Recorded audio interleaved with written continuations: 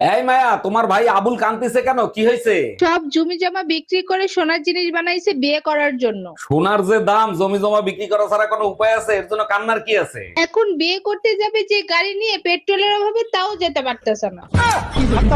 আরে ভাবি, ওইখানে উঠছেন কেন? ওইখান থেকে পড়ে গেলে তো মরে যাবেন। অরুণ ভাই, মরার জন্যই তো আসছি। আমি আপনার ভাইয়ের যন্ত্রণা আর সহ্য করতে পারছি না। মরেন, সমস্যা নাই, তার আগে বলেন ভাইয়ের নাম্বার কি আগেরটাই আছে না নাম্বার পাল্টাইছে? অরুণ ভাই, ভাইরে ফোন দিয়ে লাভ নাই। আমি আমার সিদ্ধান্ত পাল্টাবো না। আরে ভাবি, তার জন্য না, আমি শুধু ফোন দিয়ে জিজ্ঞেস করবো কি যন্ত্রণা দিছে, আমিও ট্রাই করবো, আপনি লাভ দেন।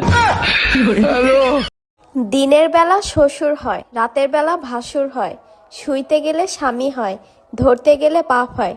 বলুন তো এই ধাঁধাটির উত্তর কি হবে?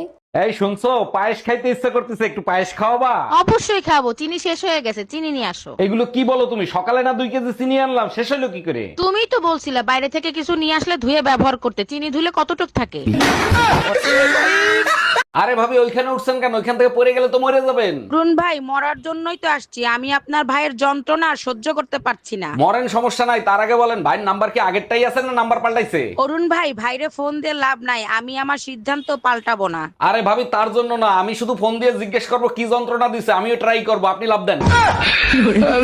এই শুনছো, পাশের বাড়ির ভাই ভাবিরে বাইন্দা পিটাচ্ছে। মারবে না চুম্মা দেবে? মাঝরাতে কার সাথে জানি দেখা করতে গেছিল, ভাই দেখে ফেলাইছে। চলো তো গিয়ে শুনে আসি কার সাথে দেখা করতে গেছিল। তুমি যাও, আমি যাব না, আমারও দেখে ফেলছে।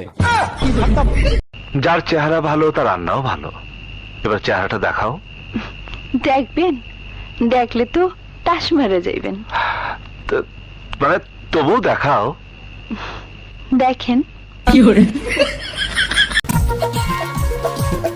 ও ভাই, মারও তো বয়স হচ্ছে, আমিও একা সংসার সামলাতে পারি না। তুমিও একটা বিয়ে থাওয়া করো নাকি? তোমার বিয়ের ফুল আর কবে ফুটবে? আমারও বিয়ের ফুল ফুটিল বৌদি, কিন্তু পাড়ার কাকিমারা ভোরবেলা হাঁটতে আসি, মনে হয় ও ফুলও তুলিনি চলে গেছে। ও গাছে মনে হয় আর ফুল ফুটবে না বৌদি।